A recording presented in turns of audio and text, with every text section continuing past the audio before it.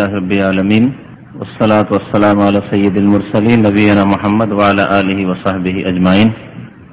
أعوذ بالله من الشيطان الرجيم. بسم الله الرحمن الرحيم. عبس وتولى أن جاءه الأعمى وما يدريك لعله يزكى أو يذكر فتنفعه الذكرى أما من استغنى فأنت له تصدى وما عليك ألا يزكى وأما من جاءك يسعى وهو يخشى فأنت عنه تلهى. মহান আল্লাহ সমস্ত প্রশংসা দরুদ ও সালাম নাযিল হোক প্রিয় নবী মুহাম্মদ সাল্লাল্লাহু আলাইহি সাল্লামের উপর। আল্লাহুম্মা সাল্লি আলাইহি আল্লাহুম্মা বারিক আলাইহি। আজকে তাফসীর হবে সূরা আবাসা। এই সূরার নাম সূরা আবাস এই জন্যই হয়েছে যে এই সূরার প্রথম আয়াতের প্রথম শব্দ প্রথম কালিমা হচ্ছে আবাসা। সূরা আরম্ভ হয়েছে আবাসা ওয়া তাওয়াল্লা দিয়ে, আবাসা শব্দ দিয়ে। এই সূরার প্রথম দিকের যে আয়াতগুলি আমি পাঠ করেছি ফাআনতা আনহু তালাহা পর্যন্ত 10টি আয়াত, এই আয়াতগুলি বিশেষ করে নাযিল হয়েছে একটি ঘটনার পরিপ্রেক্ষিতে, যাকে শানে নজুল বলা হয় তাফসীরে। শানে নজুল মানে অবতীর্ণ হওয়ার কারণ, নজুল মানে অবতীর্ণ হওয়া, আর শান মানে কারণ। এই আয়াতগুলি বা এই সূরা আবাসা কেন নাযিল হয়েছে, কিসের পরিপ্রেক্ষিতে নাযিল হয়েছে, প্রেক্ষাপট কি ছিল।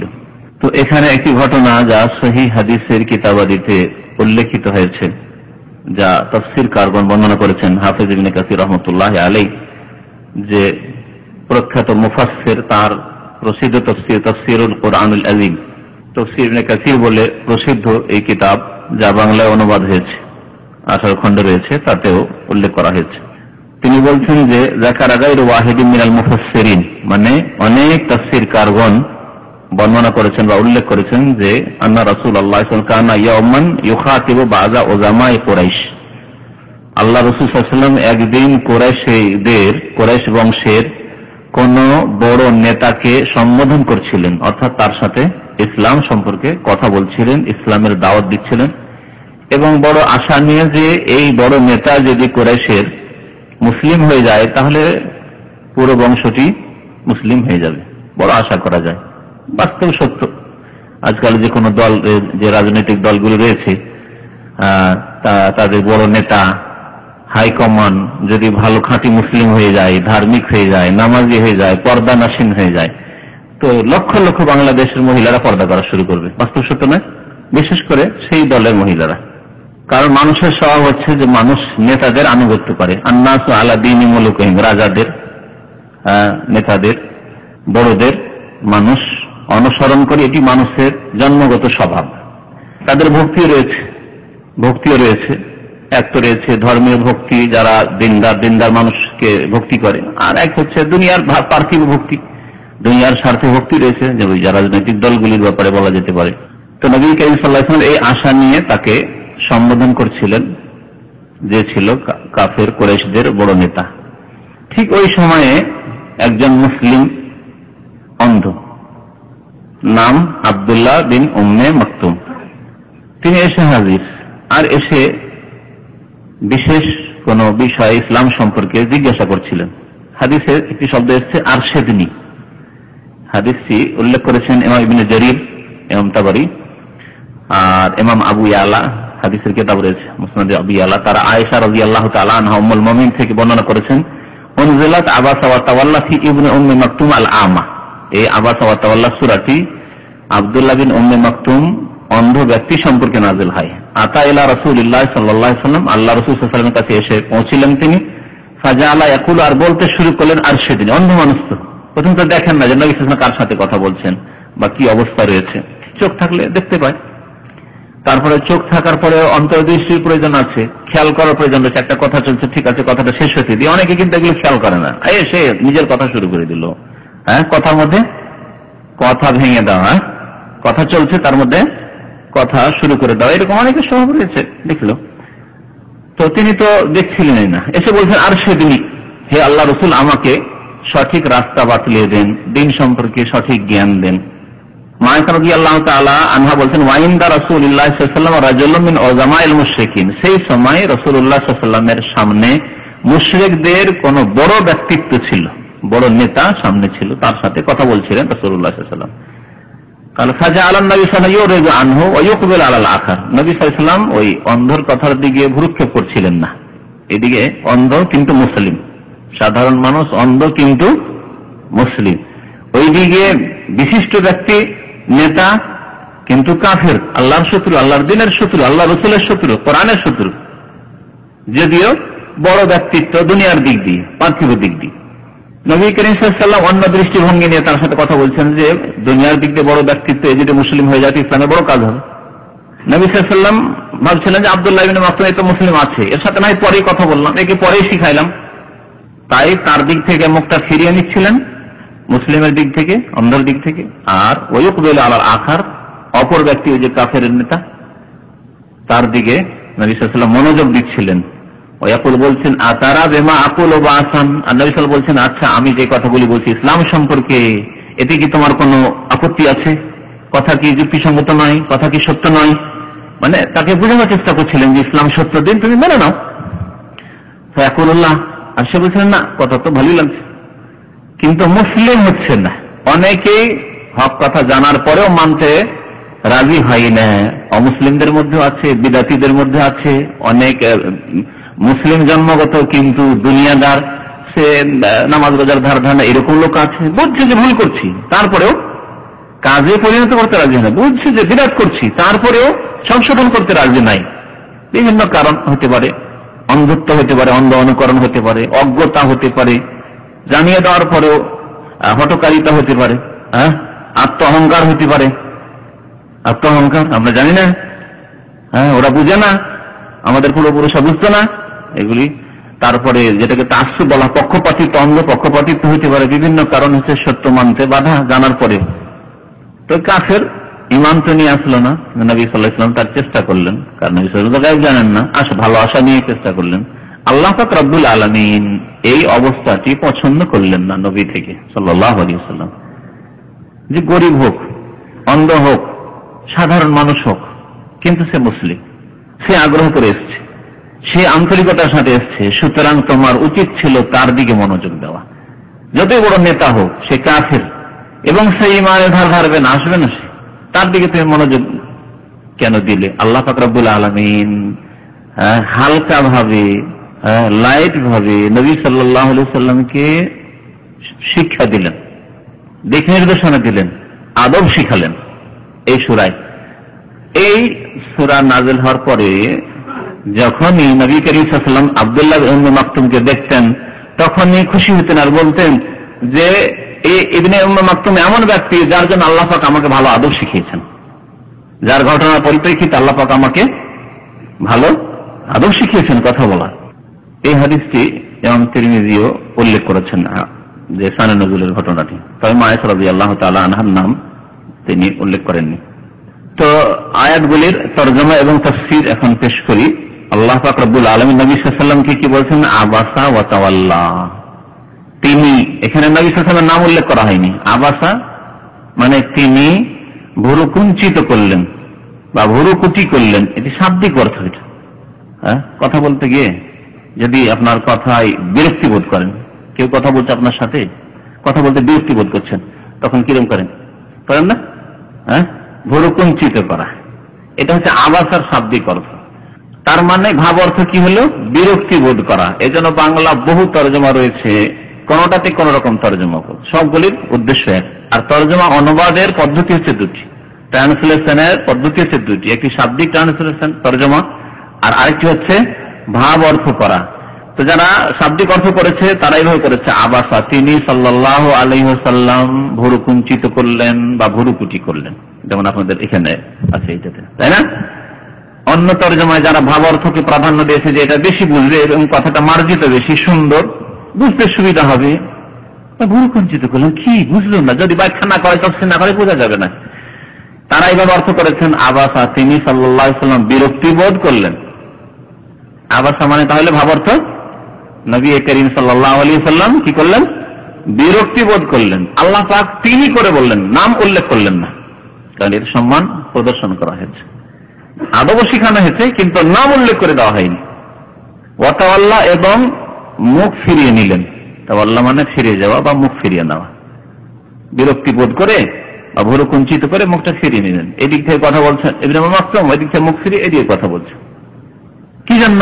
আনজা আহুল আমা, যে তার কাছে অর্থাৎ রাসূলুল্লাহ সাল্লাল্লাহু আলাইহি ওয়াসাল্লামের কাছে একজন অন্ধ আগমন করেছেন, একজন অন্ধ ব্যক্তি এসেছেন। কি জন্য? শিক্ষা নেওয়ার জন্য, যা বলা হলো হাদিসে। ওমা ইউদরিকা লাআল্লাহু ইয়াযাক্কা, আল্লাহ বলছেন হে নবী মুহাম্মদ সাল্লাল্লাহু আলাইহি ওয়াসাল্লাম আপনি কি জানেন? ওমা ইউদরিকা, আপনি কি জানেন? লাআল্লাহু ইয়াযাক্কা, হতে পারে সেই ব্যক্তি পরিশুদ্ধ হতে পারে, হতে পারে সেই ব্যক্তি পরিশুদ্ধ হবে। ইয়াযাক্কা মানে পরিশুদ্ধ হওয়া। হতে পারে সেই ব্যক্তি পবিত্র হবে, তার আত্মার পরিশুদ্ধি করবে, তার আমলের কাজের ইবাদত বন্দেগীর পরিশুদ্ধি করবে, সে পবিত্র হবে, ভালো মানুষ হবে। এই অন্ধ ব্যক্তি আপনার কাছ থেকে যদি গাইড নেই, কিছু শেখে, তাহলে সে নিজেকে পবিত্র করবে। তাই বলছেন অমায়িক, আপনি কি জানেন? আপনি মনে করছেন যে এই বড় নেতা হেদায়েত হলে ভালো হবে, বেশি ভালো হবে। আল্লাহ পাক করতে তো ভালো জানেন যে হতে পারে যে ও নাপাক হয়ে থেকে যাবে। ইন্নামাল মুশরিকুনা নাজাস, মুশরিক নাপাক হয়ে থেকে যাবে। আল্লাহ পাক যেমন মুশরিকের নাপাক হয়ে নাপাক হয়ে থেকে যাবে। আর এই আব্দুল্লাহ ইবনে মাকতুম সাধারণ ব্যক্তি, অন্ধ ব্যক্তি, তিনি মুসলিম হয়েছেন এবং তিনি নিজের আত্মার, নিজের জীবনের পবিত্রতা চান। আমাদেরকে আপনি কি জানেন? লাআল্লাহু ইয়াযাক্কা, হতে পারে সে পবিত্র হবে, আত্মার পরিশুদ্ধি করবে। আও ইয়াযাক্কারু, অথবা সেই ব্যক্তি উপদেশ নেবে, উপদেশ গ্রহণ করবে। ফাতানফাউ যিকরা, উপদেশ নেওয়ার পরে তার উপদেশ কাজে আসবে, তার জন্য উপদেশ উপকারী হবে। তানফাউ, উপদেশ তার জন্য লাভদায়ক হবে। নাফা মানে বলছেন, নাফা লোকসান বলি না আমরা, তো তানফাহু মানে তার জন্য উপদেশ উপকারী হবে। যিকরা মানে উপদেশ, বা উপদেশ তার জন্য লাভজনক হবে, লাভদায়ক হবে, ফলপ্রসূ হবে, সবগুলি ঠিক আছে।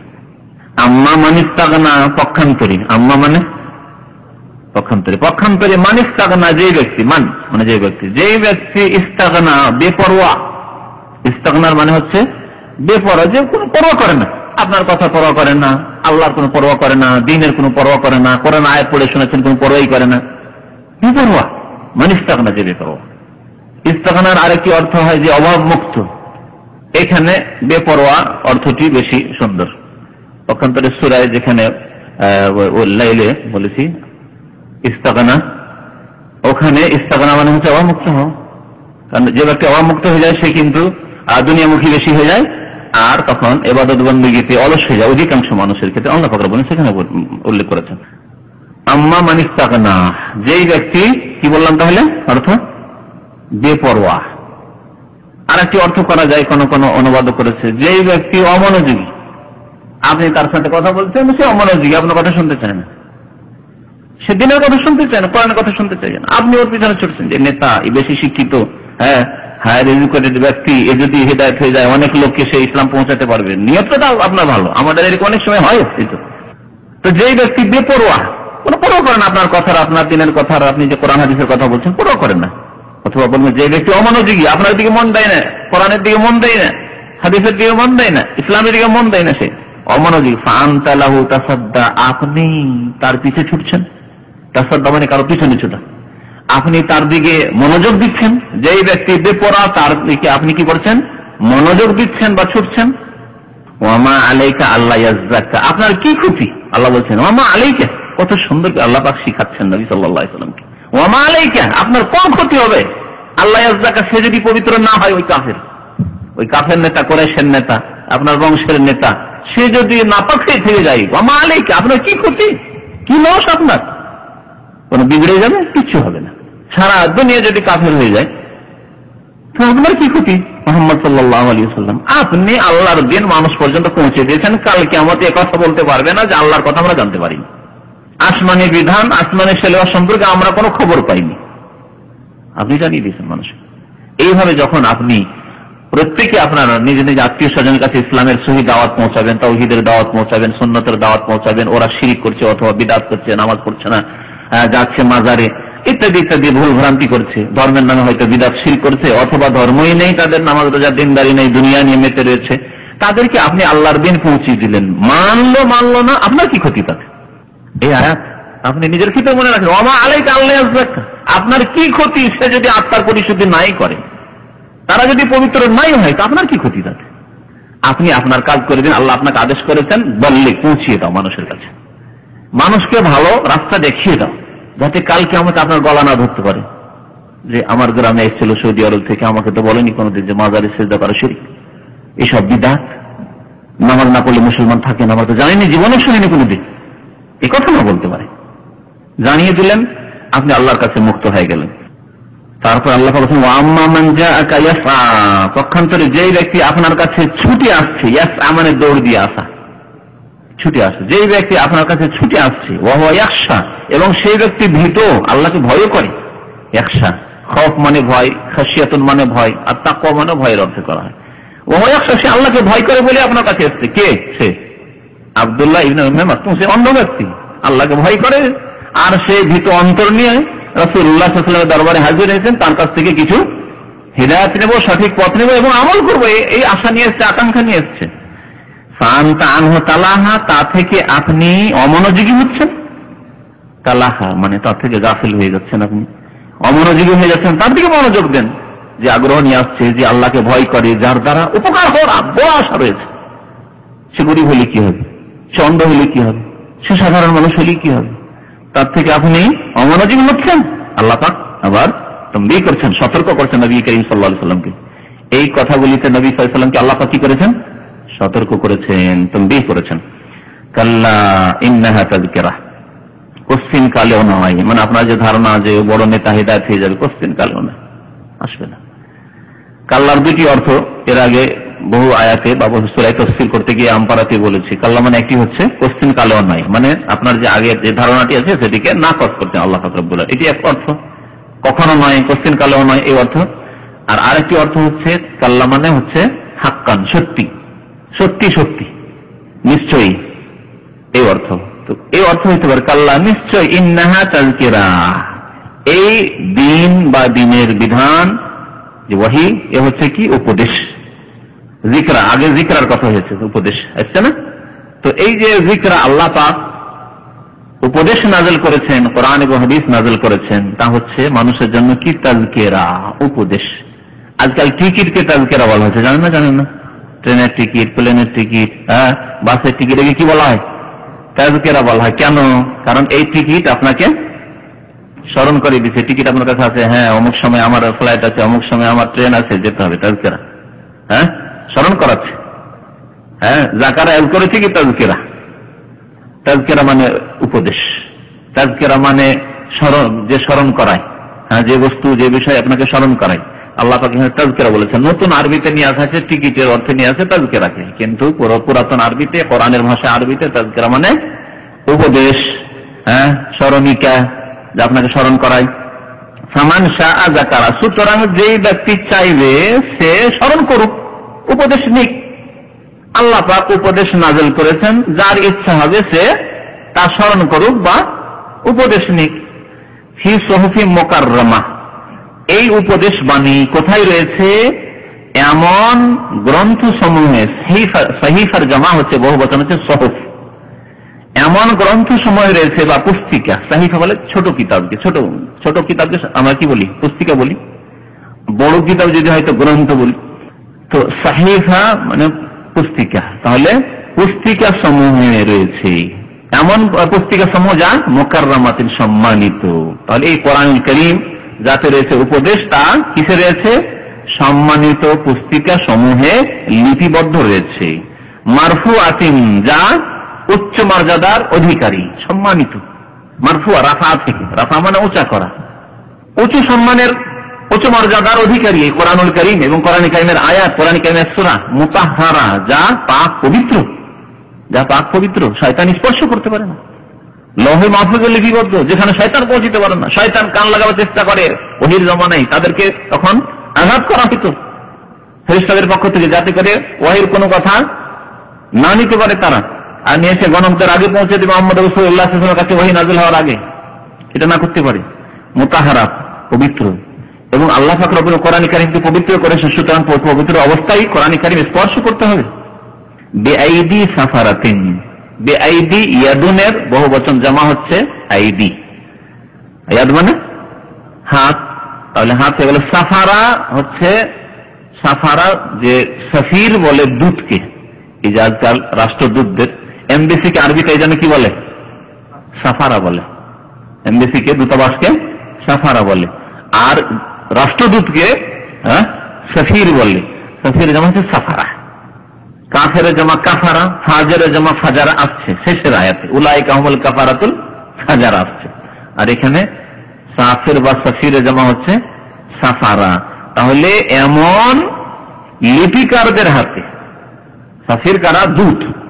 এই দূত হচ্ছে ফেরেশতাগণ, যারা লিপিবদ্ধ করেন মানুষের আমলনামা, কর্ম লিপিবদ্ধ করেন। তো এখানে বলা হয়েছে, উদ্দেশ্য করা হয়েছে সাফারা থেকে ফেরেশতাগণকে, যারা আমলনামা লিখেন এবং যারা দূত, আল্লাহর মেসেজ, আল্লাহর আসমানের সংবাদ জমিন পর্যন্ত নিয়ে আসেন, জিবরাইল আলাইহিস সালাম এবং তার সহযোগী ফেরেশতাগণ। বেআইদি সাফারাতিন, এবং সেগুলি সম্মানিত, তার আগের আয়াত আছে কিরামিন বারারা, সম্মানিত লিপিকারদের হাত দ্বারা লিপিবদ্ধ, লিখিত। আল্লাহ পাক রব্বুল আলামিন ফেরেশতাদেরকে দিয়ে কোরআনুল কারীম লিখে রেখেছেন। কিরামিন, যারা সম্মানিত, ফেরেশতাগণ, কারীমের জামা হচ্ছে কিরাম, সম্মানিত। বারারা, এবং যারা অতি সৎ, বারনের জামা হচ্ছে বারারা, যেমন কাফেরের জামা কাফারা। বারারা অর্থাৎ যারা অত্যন্ত সৎ প্রকৃতির। ফেরেশতারা এত সৎ প্রকৃতির যে যাদের আল্লাহ পাক রব্বুল আলামিন গুনার ক্ষমতাই দেননি, গুনাহ হয় না তাদের দ্বারা। ইউসাব্বিহুনা আল-লাইলা ওয়ান-নাহারা লা ইয়াফতুরুন, আমরা একটু ইবাদত বন্দেগী করলে ক্লান্ত হয়ে পড়ি, শয়তান আমাদেরকে ঢিলা করে দেয়, অলস করে দেয়। কিন্তু আল্লাহ পাক ফেরেশতাগণ সম্পর্কে বলছেন যে রাত দিন 24 ঘন্টা তারা আল্লাহ পাকের তাসবিহ গুণগান করে, লা ইয়াফতুরুন, তারা কোন রকমের ক্লান্ত হয় না। আল্লাহ পাক তাদের সম্পর্কে আরেক বলছেন যে লা ইয়াসুন আল্লাহ মা আমারহুম, আল্লাহর আদেশের কিঞ্চিত পরিমাণও তারা বিরুদ্ধাচরণ করেন না, নাফরমানি করেন না। ওয়া ইয়াফআলুনা মা ইউমানুন, যাই আদেশ করা হয় তাদেরকে তাই তারা বাস্তবায়ন করে ফেরেশতা। এজন্য আল্লাহ পাক তাদেরকে নেক, সৎ বলেছেন, বারারা। তাদের মাধ্যমে কোরআনুল কারীম পৌঁছানো হয় নবী করিম সাল্লাল্লাহু আলাইহি ওয়াসাল্লামের কাছে, তাদের দ্বারা লেখা হয়েছে এই কোরআনুল কারীম। কুতিলাল ইনসানু, বিষয় এখন পরিবর্তন হচ্ছে, আর এক বিষয় আল্লাহ পাক শুরু করেছেন, কুতিলাল ইনসানু মা আকফারা। কাফেরের স্বভাব, যারা অকৃতজ্ঞ, নাশুকরি করে, তাদের স্বভাব আল্লাহ উল্লেখ করেছেন। এই কাফের যদি বড় কাফের হয়, তাহলে কাফেরের স্বভাব, যে আল্লাহর প্রতি ঈমান রাখে না, পরকালের প্রতি ঈমান রাখে না, রাসূলের প্রতি ঈমান রাখে না, কোরআনের প্রতি ঈমান রাখে না, দ্বীনের প্রতি ঈমান রাখে না, কাফের, সে বড় কাফের। আর কাফেরের আরেকটি অর্থ হয় যে অকৃতজ্ঞ, নাশুকরগুজার। মুসলিম হয়তো, কিন্তু শুকরিয়া নেই, কৃতজ্ঞতা নেই, আল্লাহর নিয়ামত পেয়েও শুকরিয়া নেই। আল্লাহর অনেক নিয়ামত পেয়েছে, যদি কখনো একটু বিপদ আপদ আসে তাহলে হায় আফসোসের শেষ নাই, আক্ষেপের শেষ নাই। এরা নাশুকরগুজার। তো দুই শ্রেণীর লোকের কথাই হতে পারে এই আয়াতে তাফসীর। কুতিলাল ইনসান, ধ্বংস হোক ওই মানুষ, এমন মানুষের সম্পর্কে আল্লাহ পাক বলছেন যে তাদের উপর অভিশাপ হোক বা ধ্বংস হোক। কুতিলা মানে হত্যা হওয়া, আসলে এখানে হত্যার অর্থ নয়, এখানে অর্থ হচ্ছে পতনের, ধ্বংসের। ওই মানুষ ধ্বংস হোক। কোন মানুষ? যে মানুষ কাফের, যে মানুষ অকৃতজ্ঞ, মা সারা, কতই না সে অকৃতজ্ঞ। মা সারার একটি অর্থ হচ্ছে যদি মুসলিম হয় আর নাশুকরগুজার হয়, তাহলে কতই না সে অকৃতজ্ঞ, নাশুকরগুজার। আর যদি বড় কাফেরকে উদ্দেশ্য করা হয়, তাহলে কতই না বড় সে কাফের, কতই না বড় অস্বীকারী, সে কতই না বড় অস্বীকারী, আল্লাহকে স্বীকার করেন। অথচ সামনে ছোট্ট একটা কোনো যদি খেলনা এনে রেখে দেওয়া হয়, খেলনা, বেশি কিছু না, সামান্য একটা ছোট খেলনা যদি এনে রেখে দেওয়া হয়, আর যদি ওকে কেউ বলে যে খেলনাটা অটোমেটিক তৈরি হয়ে গেছে, এমনি তৈরি হয়ে গেছে, বিশ্বাস করবে? মানে এই খেলনা বললে মেড কি ভাই, ইন্ডিয়া থেকে এসেছে না চায়না প্রথম, তাহলে হয় চায়না তৈরি হয়েছে, না কোথাও আর কোনো জায়গায় তৈরি হয়েছে, না সৌদি তৈরি হয়েছে, তাহলে তৈরি হয়েছে প্রথমবার কোন কারখানাতে তৈরি হয়েছে, এই বিশ্বাস তার আছে। তারপরে কারখানাতে লেবার তৈরি করেছে, এমনিতে তৈরি, মার্কেটে অটোমেটিক চলে এসছেন না। আর এই বিশাল পৃথিবী, সাত আসমান, জমিন, সমুদ্র, মহাসাগর, নদী, নালা, খাল, বিল, উঁচ নিচ, পাহাড়, পর্বত, মানুষ, কোটি কোটি মানুষের মধ্যে যদি আপনি থাকেন, তবুও দুটো লোককে একরকম দেখাতে পারবেন না। আরাফার মাঠে চলে যান আর খুঁজেন, আমি দুটো লোককে সেম সেম খুঁজবো, পাবেন খুঁজে? এমনিতে সব অটোমেটিক হয়ে গেছে, কোনো বানানোওয়ালা নেই, কোনো সৃষ্টি করনেওয়ালা নেই, এমনি হয়ে গেছে। কত বড় কাফের যে আল্লাহকে অস্বীকার করে, পরকালকে অস্বীকার করে, আল্লাহ পাক যে বিধান নাযিল করেছেন তা মানে না। মাসরা কত বড় সে কাফের। মিন আইয়ি শাইইন খালাকা, তাকে চিন্তা করা উচিত ছিল। মিন আইয়ি শাইইন খালাকা, কি বস্তু থেকে আল্লাহ তাকে সৃষ্টি করেছেন। চিন্তা করো তোমার নিজের কথায়। আল্লাহ পাকে যেন নিজের নফসকে দেখতে বলেছেন, অফি আনফুসিকুম, নিজেকে দেখো। আরে তুমি আজকে 3.5 হাতের মানুষ হয়েছে, আর মাশাআল্লাহ কত বিদ্যা বুদ্ধি তোমার, আর কত বিচক্ষণ, আর কত টাকা পয়সা মান্থলি ইনকাম করছো। তুমি দেখো যে তোমার বয়স 30 বছর, তাহলে 30 বছর আগে কি ছিলে? তোমার মায়ের পেটে ছিল। মায়ের পেটে আসলে কোত্থেকে, আর কি রূপে আসলে, কেমন ভাবে তুমি আসলে? আল্লাহ পাক বলছেন মিন আইয়ি শাইইন খালাকা, কি বস্তু দিয়ে আল্লাহ সৃষ্টি করেছেন? মিন নুতফাতিন খালাকা, আল্লাহ স্বয়ং নিজেই জবাব দিচ্ছেন যে আল্লাহ তাকে শুক্রাণু দিয়ে সৃষ্টি করেছেন। শুক্রাণু বুঝেন? শুক্রাণু অর্থাৎ বীর্য, সহজ ভাষায়। আল্লাহ পাক মানুষকে সৃষ্টি করেছেন কি দিয়ে? বীর্য দিয়ে। আদম আলাইহিস সালামকে আল্লাহ মাটি দিয়ে সৃষ্টি করেছেন, তারপরে হাওয়াকে সৃষ্টি করলেন তার থেকে, দিয়ে আল্লাহ একটা নিজাম তৈরি করে দিলেন, একটা আল্লাহর বিধান, সৃষ্টিগত বিধান, সিস্টেম তৈরি করে দিলেন। স্বামী স্ত্রী মিলন হবে, আদম হাওয়ার মিলন হবে, তারপরে ছেলে মেয়ে জন্মাবে। হ্যাঁ, মিলন হয়ে বীর্য যাবে জরায়ুতে, তারপরে তখন গর্ভধারণ করবে। আল্লাহু আকবার। এই না আল্লাহ পাক রব্বুল আলামিন নিজাম? তাই আল্লাহ পাক রব্বুল আলামিন সমস্ত মানুষের কথা, আদম আলাইহিস সালামের পরে যত মানুষ এসেছে আর হওয়ার পরে বলছেন মিন নুতফাতিন খালাকা, আমি তাকে কি করেছি? বীর্য দিয়ে সৃষ্টি করেছি। ব্যতিক্রম একমাত্র ঈসা আলাইহিস সালাম। ঈসা আলাইহিস সালাম মায়ের সাথে কারো সহবাস হয়নি, না হালাল না হারাম, বিবাহ হয়নি মারিয়াম আলাইহিস সালামের। আল্লাহ পাক ইচ্ছা করলে এই বিনা সিস্টেমে তৈরি করতে পারেন, মানুষকে সৃষ্টি করতে পারেন। এইরকম ক্ষমতা আল্লাহর দেখাবার ছিল, একটা দেখিয়ে দিয়েছেন। কিন্তু আল্লাহ পাক প্রত্যেক জিনিসের একটা সিস্টেম তৈরি করে দিয়েছেন। কেউ যদি বিয়ে না করে আর বড় আশা করে আমি ভালো ছেলে নেব, আর আমার ছেলে ভালো মানুষ, দিনদার, দিনমুখী, বড় হাফেজ এবং আলেম করব, হবে নাকি বিয়ে না করে? যদি সবসময় দোয়া করতে থাকে যে আল্লাহ আমাকে দাও, হবে? হবে না। মাধ্যম ধরতে হবে। এই যে তরিকা আল্লাহ নিজাম তৈরি করে দিচ্ছেন, সিস্টেম, ওই সিস্টেমে আসতে হবে। কেউ যদি মনে করেন আমি ডাক্তার ইঞ্জিনিয়ার তৈরি করবো, কিন্তু বিয়ে শাদী করবো না, এত দায়িত্ব নিতে পারবো না, আল্লাহ তুমি আমাকে একটা ডাক্তার ছেলে দাও, হবে? কখনো হবে না। তাহলে যখন হবে না, কর্ম করতে হবে দুনিয়ার ক্ষেত্রে, তো জান্নাতের জন্য কর্ম করতে হবে না? তখন তকদিরের আশায় নিতে হবে। দুপুরে যারা বক্তব্য ছিল তকদিরের উপরে বক্তব্য করেছি, তকদিরে থাকলে, ভাগ্যে থাকলে জান্নাত পেয়ে যাবো, বেনামাজি হয়ে জান্নাত পেয়ে যাবো, শিরক করে জান্নাত পেয়ে যাবো, বিদআত করে জান্নাত পেয়ে যাবো না, কখনো না। সোজা রাস্তা হবে, সিস্টেমে আসতে হবে। আল্লাহ পাকের আসমানি বিধান, কোরআনী বিধানের বাস্তবায়নে আসতে হবে। যেমন আপনাকে যদি ছেলে নিতে হয়, মেয়ে নিতে হয়, তাহলে একটু সিস্টেমে আসতে হবে, ব্যবসায়িক সিস্টেমে আসতে হবে। আল্লাহ বলছেন মিন নুতফাতিন খালাকা, আল্লাহ পাক সৃষ্টি করেছেন মানুষকে কি থেকে? বীর্য থেকে সৃষ্টি করেছেন। তারপরে শুধু আল্লাহ বীর্য থেকে সৃষ্টি করে এমনি ছেড়ে দেননি, আল্লাহ পাক এরকম করেন সুপরিমিত, ফাকাদ্দারাহু তাকদীরা। আল্লাহ নবী বলেছেন ফাকাদ্দারা, সূরা আলার তাফসীরে বলেছেন সাব্বিহিসমা রাব্বিকাল আলা আল্লাযী খালাকা খালাকা ফাসাওয়া, সৃষ্টি করেছেন ফাসাওয়া, তারপরে সুবিন্যাস করেছেন, আর আল্লাযী কাদ্দারা, সুপরিমিত করেছেন, ফাহাদা, এবং দিক নির্দেশনা, রাস্তা দিয়েছেন। রাস্তা দিয়েছেন বের হওয়ার মায়ের পেট থেকে। তারপরে রাস্তা দেখিয়েছেন যে তোমার আম্মা তোমার মুখটা স্তনের কাছে নিয়ে যাচ্ছে, চুষতে লাগো, তাহলে তোমার রিজিক আসবে, দুধ আসবে। কে শিখালো? ফাহাদা। আল্লাহ বলছেন এখানে ফাকাদ্দারা, সুপরিমিত করেছেন, যেখানে যেটা লাগে তাই লাগিয়েছে। ভিতরে যতগুলি যন্ত্র রয়েছে, অঙ্গ প্রত্যঙ্গ রয়েছে, তা কত সুন্দর সেট রয়েছে। 60 বছর, 70 বছর, 80 বছর চলে যাচ্ছে, তেমন বড় ধরনের কাটাছেড়া করতে হয় না, অস্ত্রোপচার করতে হয় না। আর একটা গাড়ি কিনছেন, 5 বছর হয় না, গাড়ির জন্য পেরেশান হয়ে যেতে হচ্ছে, ওয়ার্কশপে নিয়ে যেতে যেতে, তাই?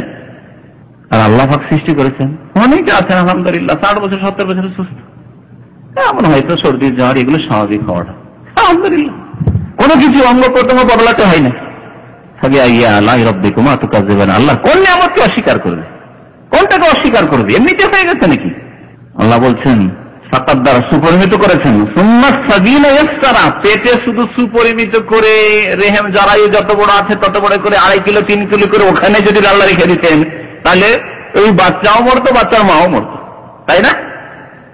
সুবহানাল্লাহ। আল্লাহ বলছেন সুম্মা সাবিলা ইয়াসসারা, অতঃপর রাস্তাকে সহজ করে দিয়েছেন নির্গত হওয়ার।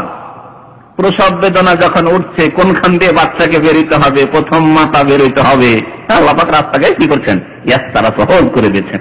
আল্লাহ যদি এই রাস্তা সহজ না করতেন তো প্রসব বেদনার সময় কতই মহিলা মারা যাচ্ছে, কতই মার ইন্তেকাল হয়ে যাচ্ছে। আল্লাহ পাক এই রাস্তা সহজ করে দিয়েছেন। এর একটি তাফসীর হচ্ছে পৃথিবীতে মায়ের পেট থেকে ভূমিষ্ঠ হওয়ার রাস্তা সহজ করে দিয়েছেন, দুনিয়াতে নির্গত হওয়ার। দ্বিতীয় তাফসীর হচ্ছে এখানে সাবিল মানে হচ্ছে ইসলামের রাস্তা। দুনিয়াতে আসলেন, আসার পরে আল্লাহ পাক দ্বীন ইসলামের রাস্তা সহজ করে দিয়েছেন। জন্মগত মুসলমান, বলুন আলহামদুলিল্লাহ, কত রাস্তা সহজ করে দিয়েছেন।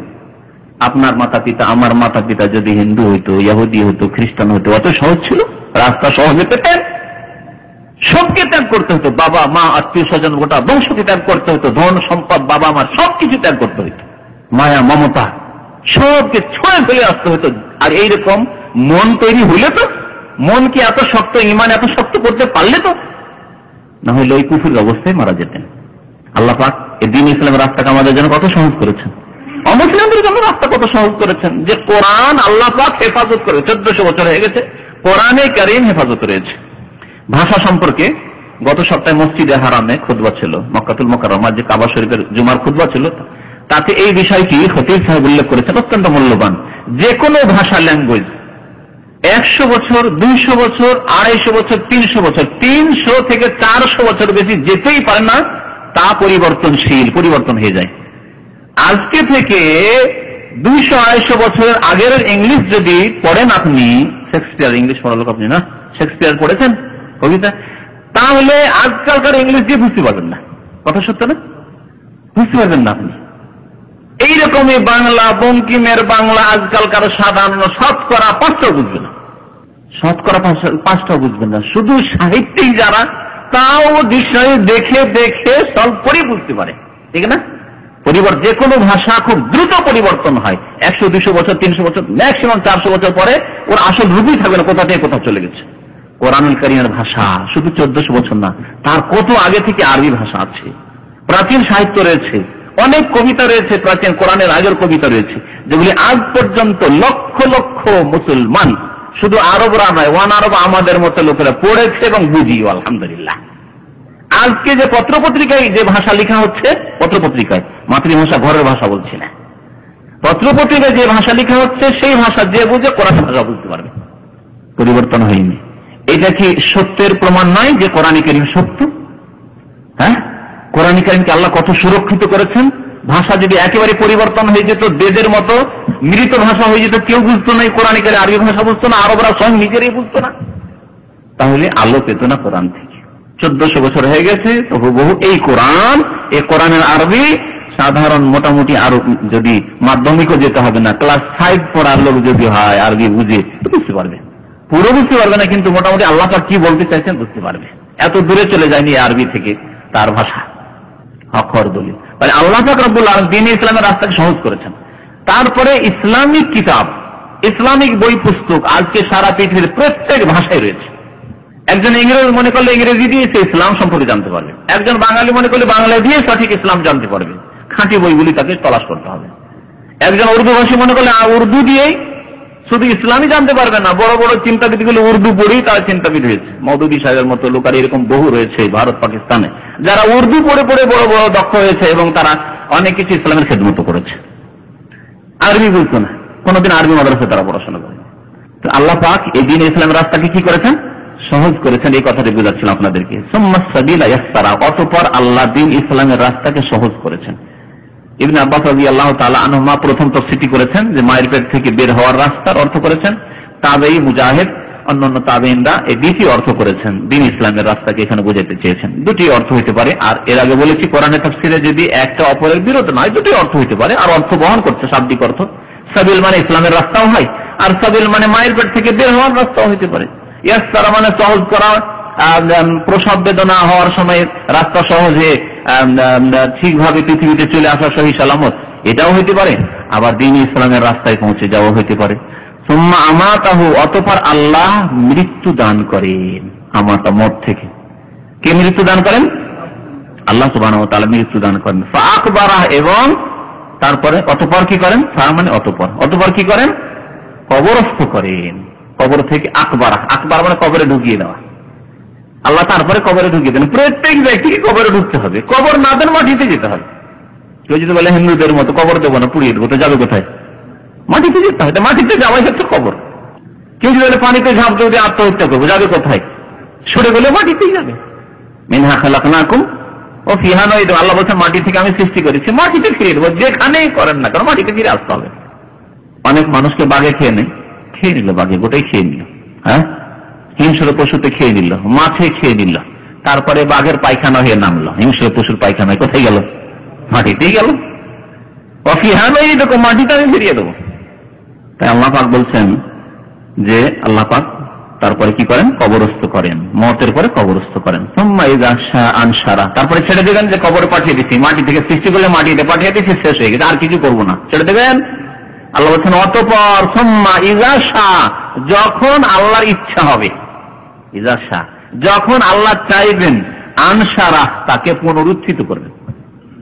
যখন আল্লাহ চাইবেন ওঠো মুজাহিদ, এখন ওঠো, আব্দুল্লাহ ওঠো, উঠাবে, সিংহায় ফুৎকার দেবেন, ইসরাফিল আলাইহিস সালাম, পৃথিবী ধ্বংস হয়ে যাবে।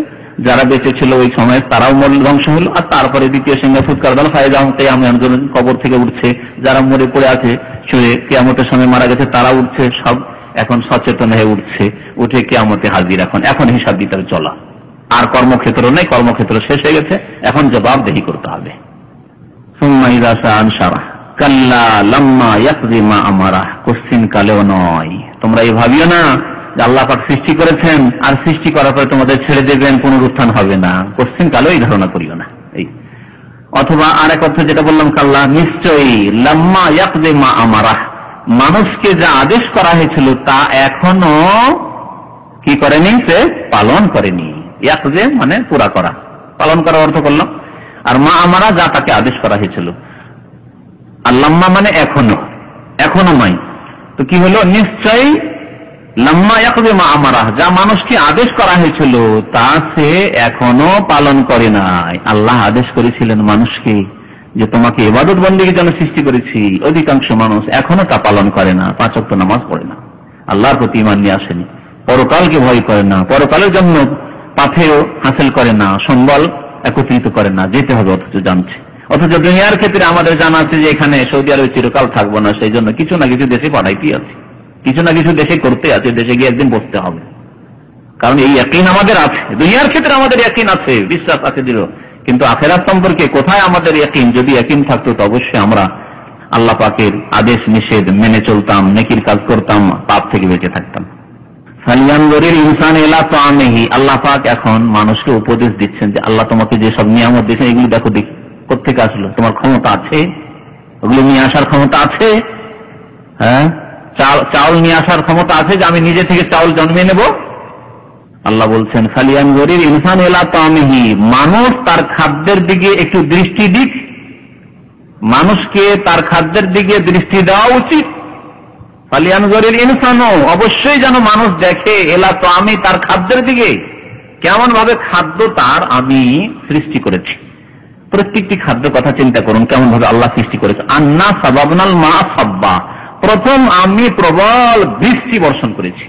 আল্লাহ যদি বৃষ্টি বন্ধ করে দেন, খাবার নিয়ে আসো, তুমি কোথা থেকে নিয়ে আসো? 1 বছর বৃষ্টি বন্ধ হয়ে যাক, যে কোনো দেশে খাবার কোথা থেকে আসছে?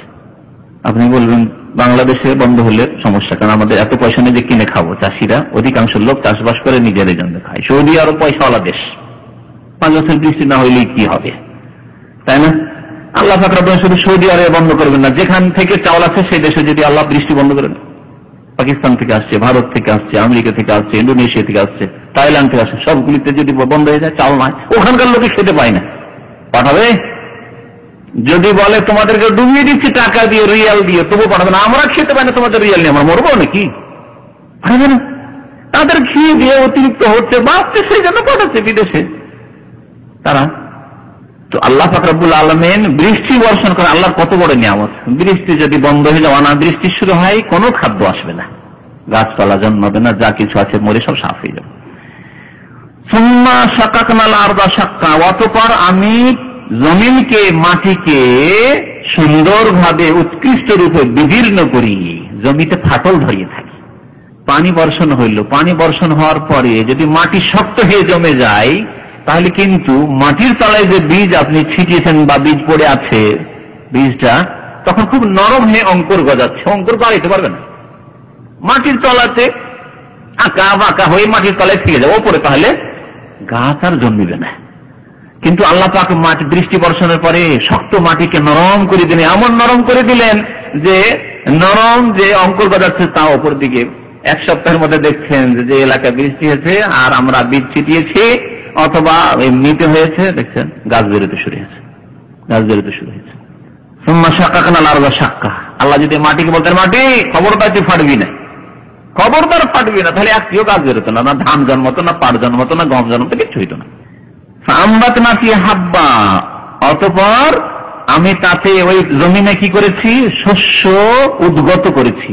আমবাতা মানে উদ্গত করা, শস্য উদ্গত করেছি। হাব্বা, হাব্বান মানে হচ্ছে দানা, শস্য, বিভিন্ন রকমের দানা, দেখেন বুট, কলাই, মসুর, হাব্বান সবগুলি সামিল। ওয়াইনাবান, এবং আঙ্গুর, আল্লাহ পাক আঙ্গুর দিচ্ছেন। বৃষ্টি বর্ষণ হলো, জমিতে ফাটল ধরলো, আঙ্গুরের গাছ জন্মালো, গাছ বড় হলো, আঙ্গুর ধরা শুরু হলো, আঙ্গুর দিলেন আল্লাহ পাক আমাদেরকে। ওয়া কাজবান, কাজবান মানে শাকসবজি, বিভিন্ন রকমের শাকসবজি, একরকম শুধু শুধু চাউল খাওয়া যাবে না, তাহলে শাকসবজির প্রয়োজন। আল্লাহ পাক শাকসবজির অর্থ বলে দেখো তোমার খাদ্য কালো সালিয়ান জরি ইনসানিল্লাহ তাম, এই তোমার খাবার দেখো। একরকম খাবার খেয়ে দেখেন, যতই ভালো খাবার খান পেরেশান হয়ে যাবে না। যারা মেশে খায়, কোম্পানির মেশে, তারা ভালো করে বলতে পারবে। জৈতুনান, এবং আমি জৈতুন, জলপাই, বাংলাতে জলপাই বলে, জৈতুন, জৈতুন তো দেশে আসার পর বুঝছেন। দেখুন জৈতুন দিয়েছি, কখনো জৈতুন খাচ্ছেন আপনি, শুধু জৈতুন খাচ্ছেন না, জৈতুনের তেল আপনার জন্য উপকারী, আপনার ছেলে মেয়েদের জন্য উপকারী। ওয়া নাখলান, এবং খেজুর, খেজুরও দিয়েছি, বিভিন্ন রকমের খাবার প্রয়োজন আপনার জন্য। ওয়া হাদাইকা গুলবা, হাদায়েক হাদিকাতুনের বহু বচন, হাদিকা মানে হচ্ছে বাগান, উদ্যান, গার্ডেন, হাদিকা বলছে, পার্ক গুলিকে হাদিকা বলছে নতুন আরবিতে। আর গোলবান মানে হচ্ছে নিবিড়, নিবিড় মানে ঘন, নিবিড় অরণ্য পড়েননি, নিবিড় হয় না। ও হাদাইকা গোলবা মানে ঘন উদ্যান, ঘন বাগান দিয়েছেন আল্লাহ, ঘন ঘন বাগান, আম বাগান, আমের এলাকা আম বাগান, আপেলের এলাকা, সেবের এলাকা সেবের বাগান, যে যেখানে খেজুর এলাকায় খেজুর বাগান, যখন মদিনায় চলে যান, কাসিমে চলে যান, আলাসা যান, খেজুর বাগান, রাজশাহী যান, শুধু আম বাগান আর আম বাগান। আপনি সিলেটের দিকে চলে যান, আসামে চলে যান, চা বাগান আর চা বাগান। আল্লাহ পাক বিভিন্ন রকমের বাগান দিয়েছেন, যা তোমাদের প্রয়োজন। ও ফাকিহা ও আব্বা, ফাকিহা মানে হচ্ছে ফলমূল, আল্লাহ ফাকিহা ফলমূল দিয়েছেন বিভিন্ন রকমের। ফাকিহা কথা তাহলে আম, যেসব খেতে স্বাদ লাগে ফলমূলের মধ্যে সবগুলিকে শামিল, এবং রসাল জাতীয় এগুলোকে ফাকিহা বলে। সেই জন্য আল্লাহ পাক খেজুরের কথা আলাদা করে উল্লেখ করেছেন। ও আব্বা, এবং ঘাস, ঘাস তৃণাদি, যেগুলি আপনার পশুর খাদ্য, যেগুলি মানুষ খায় না। আব্বানের তাফসীর করা হয়েছে যে এমন গাছ যেগুলি, বা এমন লতা পাতা যেগুলি মানুষ খায় না, শাক হিসাবে যেগুলি মানুষের পশু, গৃহপালিত পশু রাখা বিভিন্ন পশু খায়। মাতা আল্লাকুম ওয়া লিআনআমিকুম, এই সমস্ত আল্লাহ পাক সৃষ্টি করেছেন তোমাদের ক্ষণস্থায়ী ভোগের জন্য। মাতা মানে হচ্ছে ক্ষণস্থায়ী ভোগ, এবং ওয়া লিআনআমিকুম তোমাদের চতুষ্পদ জন্তুর জন্য, গৃহপালিত পশু, গরুর জন্য, বকরি বকরার জন্য, ভেড়া ভেড়ির জন্য, উটের জন্য, মহিষের জন্য আল্লাহ পাক সৃষ্টি করেছেন। মাতা আল্লাকুম ওয়া লিআনআমিকুম, তোমাদের ভোগের জন্য এবং তোমাদের গৃহপালিত পশুর ভোগের জন্য। তারপরে আল্লাহ পাক কিয়ামতের কথা উল্লেখ করেছেন। আর একটি বিষয়, ফাইজা জাআতিস সাখা, দুনিয়ায় তুমি খুব খেলে, তুমি খুব ভোগ বিলাস করলে, তুমি খুব আয়েশ আরাম করলে, খুব সুখে থাকলে, মেহনত করলে। ফাইজা জাআতিস সাখা, স্মরণ করো যখন কিয়ামত চলে আসবে। সাখার ভাব অর্থ কিয়ামত, কিয়ামতের বহু নাম রয়েছে কোরআনে কারিমে, তার একটি নাম হচ্ছে আস-সাখা, আর একটি হচ্ছে আল হাক্কা, আরেকটি নাম হচ্ছে আল কারিয়া, আল কারিয়া তুমাল কারিয়া, আল হাক্কা তুমাল হাক্কা, গাশিয়া, হাল আতাকা হাদিসুল গাশিয়া, এগুলি সব কিয়ামতের নাম। ইয়াউমুল কিয়ামা, আস-সাআ, ইন্না যালযালাতাস সাআতি শাইউন আযীম, এরকম বহু নাম কোরআনে কারিমে আল্লাহ পাক উল্লেখ করেছেন। প্রত্যেকটির শাব্দিক অর্থ রয়েছে, সেই শাব্দিক অর্থের সাথে কিয়ামতের ভয়াবহ অবস্থার মিল আছে বলেই সেই নামে নামকরণ হয়েছে। সাখা মানে হচ্ছে কি, এমন বিকট শব্দ যা মানুষের কানকে ফাটিয়ে দেয়, কানের পর্দাকে ফাটিয়ে দেয়, একে বলা হয় সাখা, বিকট শব্দ। ফাইজা জাআতি সাখা, যখন বিকট শব্দ কানের পর্দাকে ফাটিয়ে দেবে, অর্থাৎ কিয়ামত যখন হবে, সিঙ্গাই ফুৎকার হবে, ইসরাফিল আলাইহিস সালামের কানের পর্দা ফেটে যাবে, যারা সেই সময় জীবিত থাকবে, আর সব বেহুশ হয়ে পড়বে। আমার দেশে যে ওই বিদ্যুৎ চমকায়, আর সেই বজ্রাঘাতে মানুষ মরে যায় না, সেই আওয়াজে বিকট শব্দে কানের পর্দা ফেটে মানুষ মারা যায়। আমি এইরকম বজ্রাঘাতে ইন্তেকাল করা মানুষকে দেখেছি, কান দিয়ে রক্ত বেরোচ্ছে, কান দিয়ে রক্ত বের হওয়া দেখেছি, ছোট কালের ঘটনা। তো যদি এই দুনিয়ার এই বিকট শব্দে যদি এই অবস্থা হয়, তাহলে ইসরাফিলের সিঙ্গার ফুৎকারে কি অবস্থা হবে, যাকে আল্লাহ পাক সাখা বলেছেন, বিকট শব্দ যাতে মানুষের কান ফেটে যাবে। তারপর আল্লাহ পাক কি বলেছেন, ইয়াউমা ইয়াফিরুল মারউ, সেই দিন, কিয়ামতের দিন কি হবে, সেই দিন ইয়াফিরুল মারউ, মানুষ, মারউন মানে ইনসান, মানুষ, মানুষ পালাতে শুরু করবে, পালায়ন করবে, ফাররা ইয়াফিরু মানে পালিয়ে যাওয়া, পালাতে শুরু করবে, মিন আখিহি, নিজের ভাই থেকে, আপন মায়ের পেটের ভাই দেখলে পালাতে শুরু করবে। দুনিয়াতে যদি দেখা হয়, হঠাৎ করে যদি আপনার ভাইকে আপনি পেয়ে যান, শিকাতে করেছেন, ভাই চলেছে, আরে আমার কাছে খবর না ভাই সৌদি আরব চলেছে, জড়িয়ে ধরে খুশিতে কান্না শুরু করে দিবেন। আর কিয়ামতের দিনে ইয়াফিরুল মারউ মিন আখিহি, ভাইকে দেখে পালাতে শুরু করবেন, ওয়া উম্মিহি, মাকে দেখে পালাতে শুরু করবেন, যে মায়া 10 মাস পেটে রেখেছে, মনে থাকবে না কিছু, পালাতে শুরু করবেন। ওয়া আবিহি, আব্বা 20 বছর 25 বছর ধরে আপনি বিএনএ পাশ করা পর্যন্ত আপনার ভরণ পোষণ বহন করেছে, আপনার জন্য কত যে পরিশ্রম করেছে, মেহনত করেছে, আর কত হয়তো হারাম কাজ, অন্যায় কাজও করেছে, হারাম রিজিক নিয়েছে এই জন্য যে আমার ছেলে মানুষ করতে আমার এই হালাল পয়সা জুটে না, অনেকে এইভাবে হারাম খাচ্ছে কি জন্য, ছেলে মেয়েদের জন্য। তাকে দেখে পালাতে শুরু করবেন, আপনি আব্বাকে দেখে পালাতে শুরু করবেন। ওয়া সাহেবাতিহি, স্ত্রীকে দেখে পালাতে শুরু করবেন, যে স্ত্রীর জন্য পেরেশান, মানসিক পেরেশানি, ঘুম আসে না সারা রাত, সেই স্ত্রী কিয়ামতের দিন চোখের সামনে আসবে, দেখলে পালাতে শুরু করবেন। ওয়া বানিহি, সন্তান সন্ততিকে দেখে পালাতে শুরু করবেন, ছেলে মেয়েকে দেখে দুনিয়ায় কেউ পালায়, আখিরাতে সেই দিন কিয়ামতের মাঠে পালাতে শুরু করবে। লেকুল, কেন পালাবে, আল্লাহ বলেন লেকুল লিমরিইন মিনহুম ইয়াওমাইযিন শাআনুন ইউগনি, প্রত্যেক ব্যক্তির সেই দিন ইয়াওমাইযিন শাআনুন, এমন অবস্থা হবে, ইউগনি, যা তাকে ব্যস্ত করে তুলবে, নিজের অবস্থায় সে ব্যস্ত থাকবে, পেরেশান থাকবে, যে আমার হাই কি হবে। নবী সাল্লাল্লাহু আলাইহি হাদিসে রয়েছে, প্রত্যেক ব্যক্তি বলবেন, এমনকি অন্যান্য নাম দিয়ে, নাফসি নাফসি নাফসি, হায় আমার কি হবে, আমার কি হবে, আমার কি হবে। ওই সময় এমন কেউ নেই, যেমন বিদাতি আকিদ আমাদের দেশে রয়েছে, যে পীর মুরিদের খোঁজ করে আমার মুরিদান কোথায় আছে, তাদেরকে নিয়ে জান্নাতে যাব, তার কোনো খোঁজ খবর নেই। ঈসা আলাইহিস সালাম সম্পর্কে হাদিস রয়েছে, শাফাতের হাদিস শুনিয়েছি, ইব্রাহিম আলাইহিস সালাম সম্পর্কে হাদিস রয়েছে, নূহ আলাইহিস সালাম সম্পর্কে হাদিস রয়েছে, যখন শাফাতের জন্য সবাই দরখাস্ত করে, আদম আলাইহিস সালাম সম্পর্কে, প্রথম মানুষ সম্পর্কে হাদিস রয়েছে। তাদের কাছে যখন দরখাস্ত নিয়ে যাবেন, সারা বিশ্বের সমস্ত মানুষ, হাসরের মাঠে মানুষ, আমাদের জন্য একটু শাফাত করেন, নাফসি নাফসি নাফসি, আমি নিজেকে নিয়ে পেরেশান, আর হাই আমার কি হবে। আর এসব ভণ্ডামি শিক্ষা দিয়ে মানুষকে গুমরাহ করা হয়েছে, দিন থেকে, নামাজ থেকে, ফরজ ওয়াজিব থেকে, ইবাদত বন্দেগী থেকে দূরে সরিয়ে নেওয়া হয়েছে। কারণ বিদাতি মুরিদদের ধারণা, যে নামাজ রোজা না করলে কি হবে, একবার বছরে তো কিছু নজরানা পীর বাবাকে দিয়ে আসছি, একবার তো চরমনাই যাচ্ছি, মুরিদ তো হয়েছি, একবার তো হোসিনা যাচ্ছি, ফুরফুরা আসে, তখন তো একবার তো দেখা সাক্ষাৎ করিনি, তার থেকে তাবারুক হাসিল করিনি। তো এই রাস্তা মুক্তির রাস্তায়, ভ্রান্ত রাস্তায় পড়ে আছে, যে রাস্তা আরো আল্লাহ থেকে দূরে সরিয়ে দিয়েছে তাদেরকে। আল্লাহ পাক বলছেন, সেদিন প্রত্যেকে নিজ নিজ অবস্থা নিয়ে ব্যস্ত থাকবে। ওজুহু ইয়াওমাইযিন মুসফিরা, সেই দিন মানুষ দুই ভাগে বিভক্ত হবে। আজকে অনেক ভাগে বিভক্ত, কত দল বাংলাদেশে, রাজনৈতিক দল, তাই না, ধর্মীয় দল, কত দল, দলের শেষ নেই, নানা ভাষা, নানা মত, নানা পরিধান, এই হচ্ছে ভারত উপমহাদেশ। আল্লাহ পাক বলছেন, মানুষ কিয়ামতের দিনে দুই ভাগে ভাগ হবে, বাস দুই শ্রেণীর মানুষ হবে। ওজুহু ইয়াওমাইযিন মুসফিরা, কতক লোকের চেহারা হবে সেই দিন মুসফিরা, উজ্জ্বল, উজ্জ্বল চেহারা নিয়ে কিয়ামতে হাজির হবে। যাহিকাতুন মুস্তাবশিরা, হাসি খুশিতে থাকবে, হাসি খুশিতে মগ্ন থাকবে। যাহিকা মানে হাসতে থাকা, আর মুস্তাবশিরা মানে খুশি হওয়া, প্রফুল্লতা যেটাকে বলা হয়। এই জন্য খুব সহজ ভাষায় তরজমা করলাম, হাসি খুশিতে মগ্ন থাকবে, কোন চিন্তা থাকবে না। নেক লোক, আল্লাহওয়ালা লোকের দেখছি যে আমলনামা ডান হাতে পেয়ে গেছি, আমলনামা না পাওয়া পর্যন্ত পেরেশান থাকবে। যেমন ডান হাতে আমলনামা পাবে, ওজুহু ইয়াওমাইযিন মুসফিরাতুন যাহিকাতুন মুস্তাবশিরা, তখন হাসি খুশি শুরু হয়, আলহামদুলিল্লাহ। যেমন যতক্ষণ পরীক্ষার রেজাল্ট হয়নি ভালো ছিল, পেরেশান থাকে, কারণ 1 নম্বরের জন্য পেরেশান, ফার্স্ট ডিভিশন ছুটে না যায়, ফার্স্ট ডিভিশন ছুটে না যায়, আমরা এরকম পেরেশান থেকেছি, ঠিক না? কিন্তু যখন রেজাল্ট হয়ে গেছে আর ফার্স্ট হয়ে গেছি, হ্যাঁ এক্সেলেন্ট হয়ে গেছি, খুশি শেষ না, বন্ধু বান্ধব আত্মীয় স্বজন সবকে জানানো, তাই না? তো এরকম হবে। তার আগ পর্যন্ত আম্বিয়া কেরামদের কথাও যে হাদিসে বলা আছে সেটাও ঠিক আছে। আর এখানে হাসি খুশির কথা, যে ব্যক্তি নাফসি নাফসি করবে সে হাসি খুশি কি আর হতে পারে? সেটা প্রথম অবস্থা।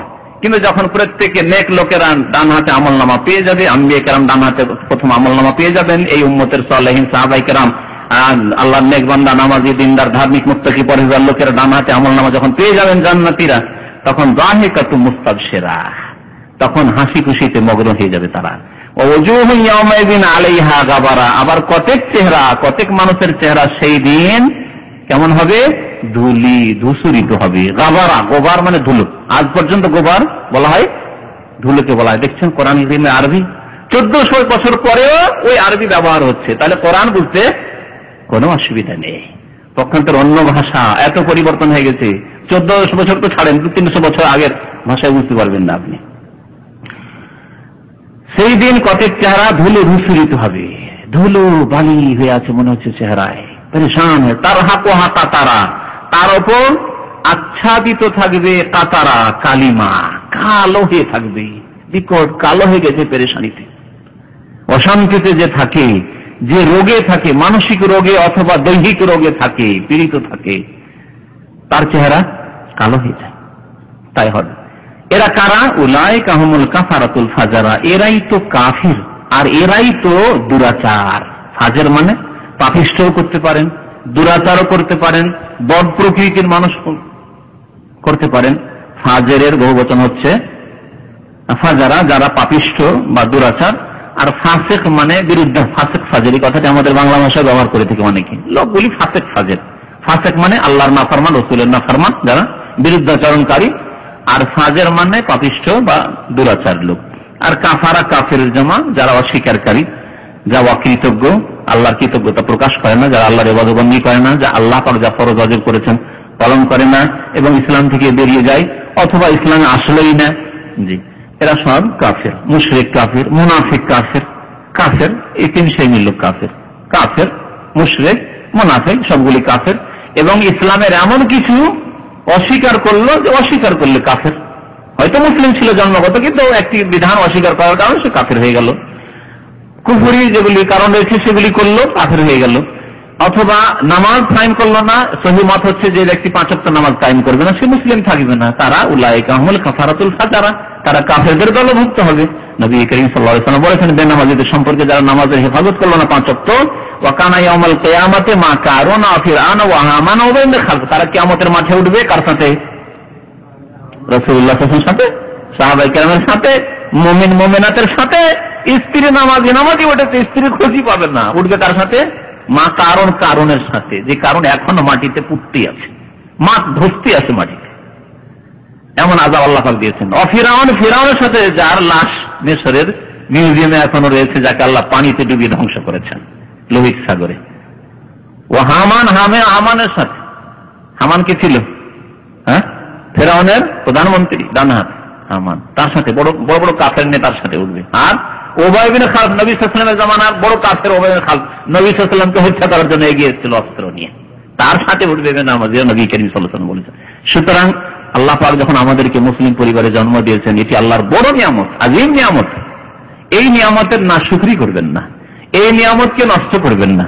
নামাজ ছেড়ে দিয়ে ফজরে না উঠে, ফজরের হেফাজত না করে, 5 ওয়াক্ত সুন্দর করে নামাজ না পড়ে নিজের ঈমানকে নষ্ট করবেন। আল্লাহ পাক আমাদেরকে বুঝার জন্য তৌফিক দান করেন, আল্লাহ পাক আমাদেরকে আমল করার জন্য তৌফিক দান করেন, আল্লাহ পাক আমাদের জীবনে সংশোধনের জন্য তৌফিক দান করেন। আমিন ইয়া রাব্বাল আলামিন। ওয়া সাল্লাল্লাহু আলা নবিয়িনা মুহাম্মদ ওয়া আলা আলিহি ওয়া সাহবিহি আজমাইন।